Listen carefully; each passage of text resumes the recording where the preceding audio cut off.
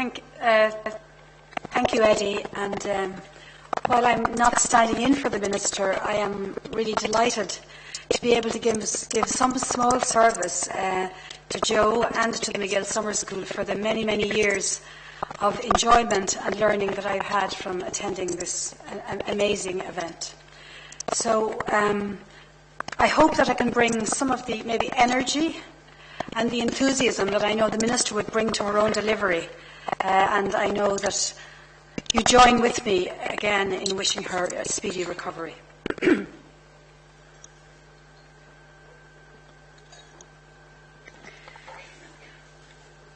I don't think I am underestimating the situation when I say that to be mentally ill in Ireland in the 19th century was extremely challenging.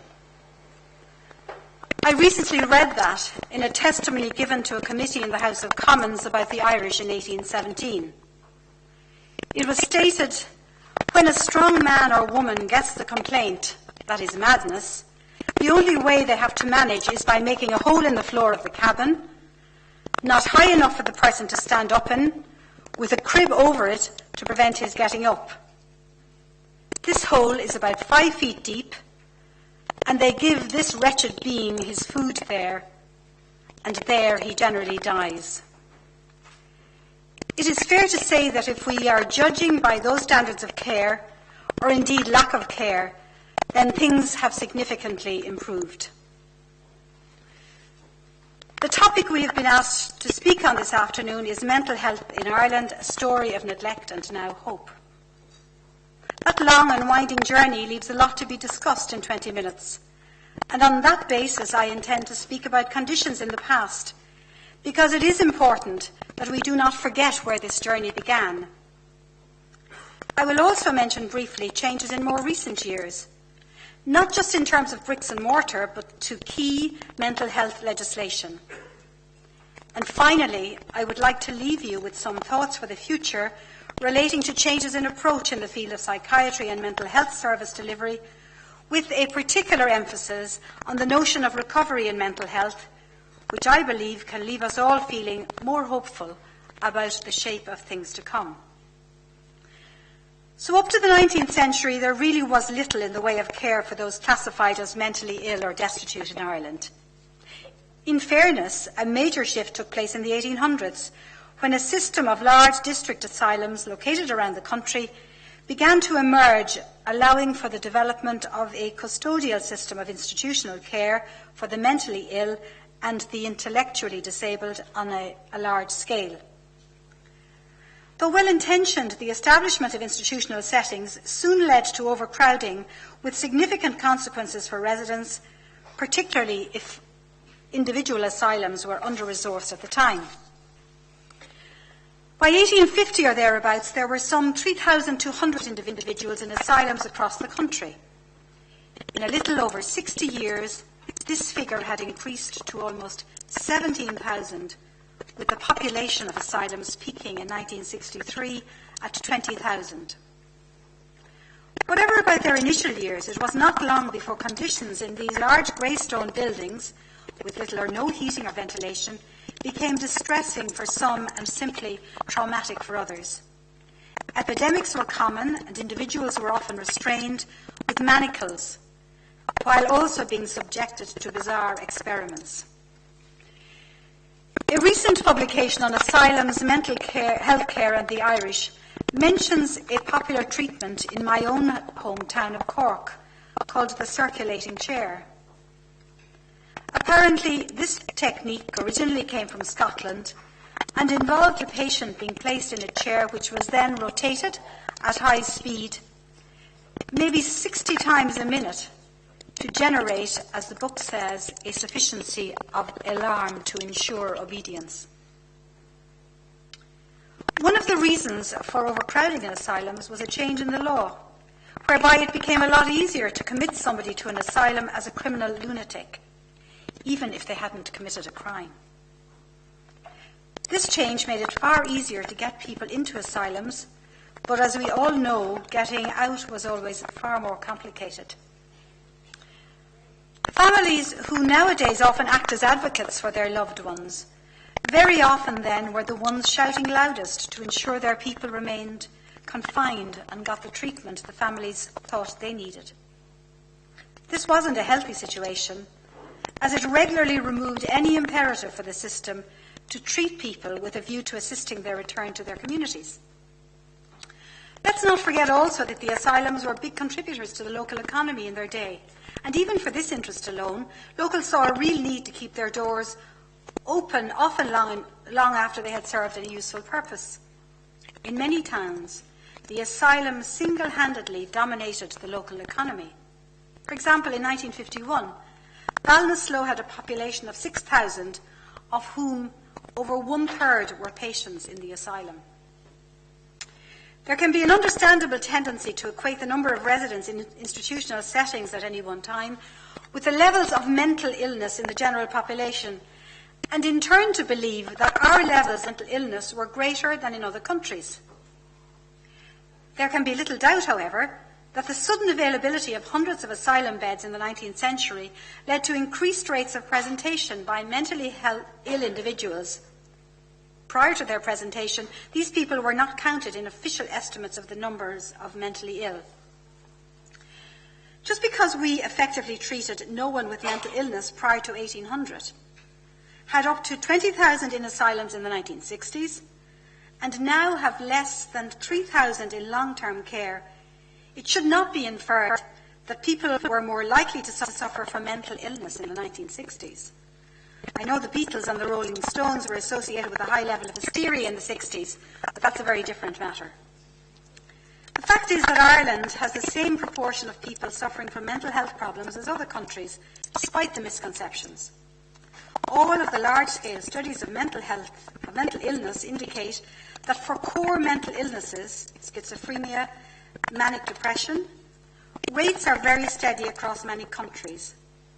Ireland does not have a higher incidence of mental illness than other populations, and we never had.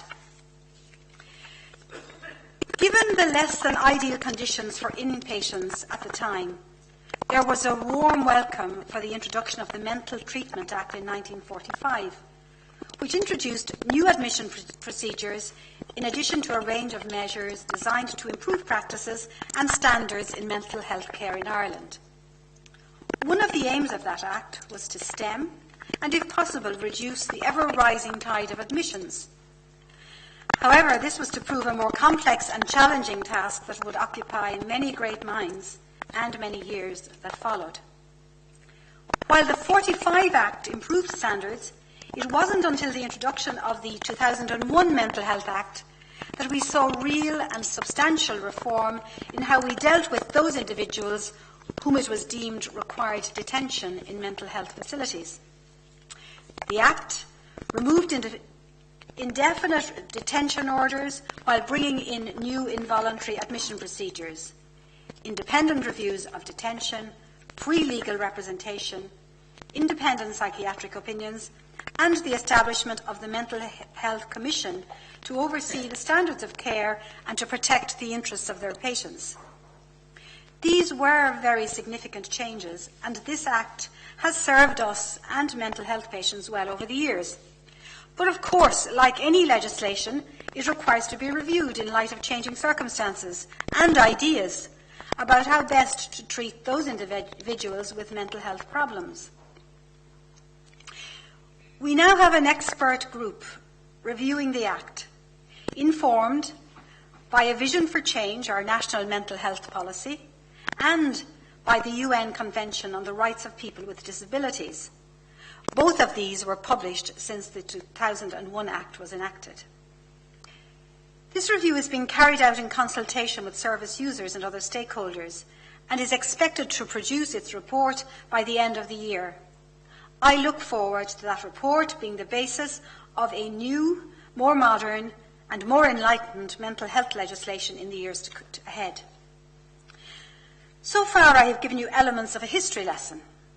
The early part of that history of mental health care is not one any of us can be proud of, but equally it shouldn't be forgotten. The late journalist Mary Rafferty brought our attention very graphically to this history in her haunting documentary Behind the Walls. watching that programme highlights far more eloquently than I ever could the inadequacies of our care of and our treatment for mental health patients in times past. Now, in the remaining time available to me, I could speak to you about the additional 70 million we are putting into community-based services in an effort to further reduce the numbers of individuals receiving inpatient care. This is an important investment and one that is seeking to modernise our model of care. I could also speak to you about the scourge of suicide, which unfortunately rarely seems to be far from the headlines. Both of these topics are ones that I speak regularly about in the Dáil, and both feature in practically all speeches that I give around the country. To be honest, suicide in particular is a subject which could easily occupy the attention of a full summer school in itself. On this occasion, however, I want to speak further about the shifting emphasis we are increasingly seeing on the notion of personal recovery for individuals with mental health problems. Some people would wish to portray a battle on the field of psychiatry between what is regarded as the medical model of care and the emergent concept of personal recovery. This is not a winner-takes-all situation. On the one hand, if personal recovery is truly personal, then surely the medical model has a potential part to play for some individuals, while on the other hand, the medical model needs to continually move away from the notion of paternalism to ensure that the best evidence or the best evidence-based practice is considered, but only in conjunction with the patient's views, not to replace them. In the real world, the medical model is not divorced from the recovery approach, but we do need to work harder on getting the balance between the two right for each individual being treated. So what do we mean when we use the term recovery? Well, as yet, there is not a succinct or universally accepted definition of recovery, but in day-to-day terminology, we equate recovery with cure and often with a return to how things were before. However, given the tendency for some to have lifelong struggles, as we've heard earlier today, with their mental health, few of these individuals, by this definition, can achieve recovery. Recovery can sometimes be distinguished between complete clinical recovery, with total absence of symptoms, and social recovery, which means the ability to live a more or less independent life, even if the symptoms remain. It is the latter approach which interests me, with the notion of moving towards self-definition of recovery by individuals, rather than one imposed on them. What we want to see more of is a sense of personal recovery which includes how to live and how to live well in the context of long-term mental health conditions. Adopting a recovery approach is not without its challenges. These challenges include reconsidering some fundamental concepts, such as what it means to be a service delivery organisation, a professional, a person who uses services, or a family member, and how we judge effective treatments and supports. Despite recovery featuring prominently in A Vision for Change, published in 2006, we are still at a very early stage in developing a recovery orientation. Recovery should be seen as a natural process and as a way of growing with or despite continuing disability. There is a recognition that the problems and sufferings associated with severe mental health problems are complex, but that with a recovery approach, it is possible to live well despite any limitations caused by the disability or the illness. The recovery approach places a unique emphasis on the value of each person and their understanding of their illness. Common themes in recovery include the pursuit of health and wellness, a shift away from pathology and morbidity to health and strengths, enhancing hope and belief in positive change, more mentoring and less supervisory supports, improving social inclusion capabilities, and allowing risk-taking to replace an overcautious and very paternalistic risk assessment. While collaboration and partnership are essential, service users tell me They also want to see self-directed care given every chance. This, they believe, can lead to greater choice and control for people who use the services. People in recovery speak clearly about the value of negotiation and collaboration concerning treatment decisions, with the evidence of an individual's own personal experience given priority over general beliefs of what should work. In this context, as I've already said, treatment remains one out of many tools that can support recovery.